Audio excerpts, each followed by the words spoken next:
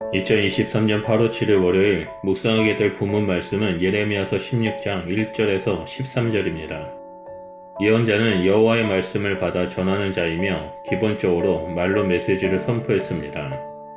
그러나 예언자의 선포는 가끔 다른 방식으로 말씀을 선포하기도 했는데 그것은 상징 행동입니다. 예언자는 삶을 통해서 말씀을 전하는 자입니다. 여호와의 말씀이 다시 예레미야에게 임합니다. 2절을 보면 이 땅에서 라는 말이 나오는데 이것은 원문 성경에서 보면 이곳에서 라는 의미를 가지고 있습니다. 예레미야에게 임한 여호와의 말씀은 두 차례의 금지 명령입니다. 첫째는 너는 아내를 맞이하지 말라이고 둘째는 자녀를 두지 말라입니다. 본문에는 예언자가 선포해야 할 말이 나오지 않고 예언자가 해야 할 행동을 명령합니다. 예언자는 말로만 선포하는 자가 아니라 행동, 곧 삶으로 선포하는 자이며 이렇게 예언자가 수행해야 할 행동을 상징 행동이라고 부릅니다. 아내를 맞이하지 말라라는 명령은 고대의 사상과 비교할 때 굉장히 낯선 것입니다. 아내를 맞이하고 많은 자녀를 출산하는 것은 자손의 번성과 맞물려 있는 것으로 고대로부터 큰 축복으로 이해되었습니다.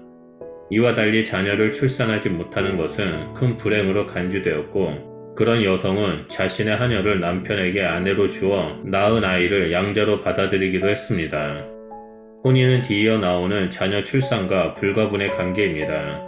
예레미야는 혼인 금지를 명령받았는데 이것은 곧 두 번째 금지 명령과 연결됩니다. 이러한 예레미야의 상징 행위는 이스라엘의 백성에게 선포될 말씀을 이미지로 보여주는 것입니다. 예레미야는 혼인을 못하는 자녀를 출생하지 못하는 모습을 보여줌으로써 이스라엘 백성이 단절될 것임을 묘사합니다. 3절과 4절은 이미 출산한 자녀와 부모 세대에 대한 선포입니다. 그들에게 선포되는 메시지는 죽다라는 단어가 2회 나오고 죽음과 관련된 애곡하다, 매장하다라는 용어가 사용되어 암울한 분위기를 이어갑니다. 4절은 죽은 자가 매장되지 못함을 서술하며 이로 인해 이스라엘은 전염병이 창궐하게 되고 남은 자는 위기에 처하게 될 것입니다. 이어서 공중의 새와 땅의 짐승의 밥이 되리라 라는 말씀이 반복되어 나옴으로써 이 심판이 사라지지 않고 반드시 이루어질 것임을 보여줍니다. 5절에서 여호와는 예언자에게 또 다른 상징 행동을 명령합니다. 여기에서 다시 금지 명령이 나옵니다. 금지 명령은 초상집에 들어가지 말라이며 뒤이어 통곡하지 말라 그리고 애곡하지 말라입니다. 이것은 죽음에 대해 이야기하는 3, 4절과 연결이 됩니다.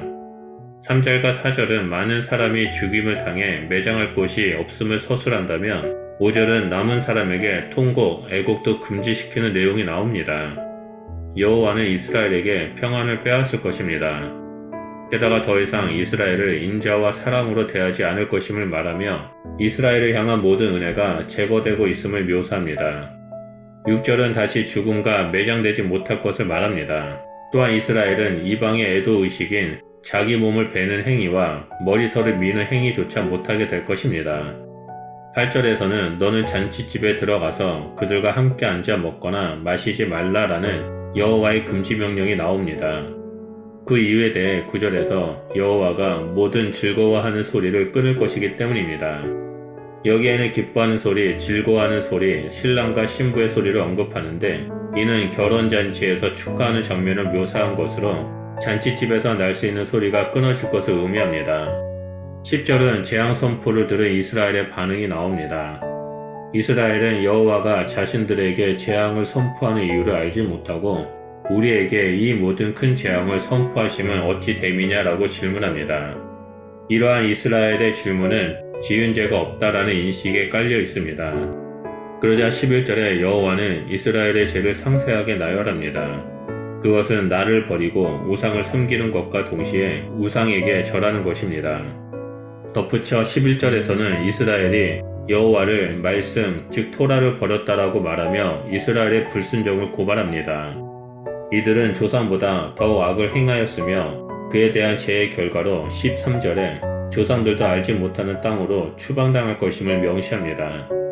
고대 이스라엘은 가나안 땅이 여호와가 약속한 곳이라는 확신이 있었고 그곳을 떠나 다른 곳에 거주한다는 것은 상상도 못한 일이었습니다. 따라서 그 땅을 떠나는 것은 여호와의 심판이라 여겼습니다. 문제는 땅을 떠나는 것만이 아니라 그곳에서도 다른 신을 섬기게 될 것이라는 점입니다.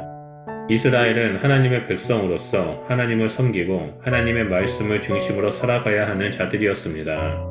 하지만 가나안 땅의 문화와 가치에 빠져 하나님을 버리고 말씀을 버렸습니다. 그 결과 세상의 문화와 죄에 빠진 자들에 대한 하나님의 심판이 선언되었습니다.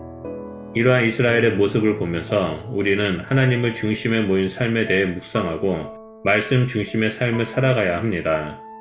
세상의 문화가 보암직, 탐스러운직, 먹음직스럽더라도 하나님 중심의 문화가 아니라면 그것은 죄임을 기억해야 합니다. 우리의 평범한 일상생활 속에서 하나님 중심의 삶을 살아간다는 것은 우리에게 주어진 가장 큰 축복입니다. 하나님은 우리의 삶과 나아가야 할 길을 책임져 주시기 때문입니다. 그러므로 우리 성도님들은 오늘 하루를 살아갈 때 하나님 중심의 삶을 살아가는 자가 되길 축복합니다. 하나님 중심으로 생각하고 행동하고 말함으로 늘 하나님과 동행하는 그리스도인이 되시기를 축복합니다. 기도하겠습니다. 하나님, 우리 가운데 늘 함께 해주셔서 우리가 이 땅에서 세상의 가치관과 세상의 문화, 제약에 빠지는 자가 되는 것이 아니라 하나님 나라의 백성된 삶을 살아가는 자가 될 수 있도록 인도하여 주시옵소서. 날마다 성령 충만함을 간구하오니 성령 하나님 우리 가운데 충만하게 임하여 주셔서 하나님 말씀 안에 거하고 하나님의 뜻을 행하는 자가 될 수 있도록 함께하여 주시옵소서. 우리가 이 땅에서 오직 하나님의 백성된 삶을 살며 세상 가운데 하나님의 형상을 드러내는 자가 되길 소원하오니 하나님 우리 가운데 일하여 주시옵소서. 감사드리며 예수 그리스도 이름으로 기도드립니다. 아멘.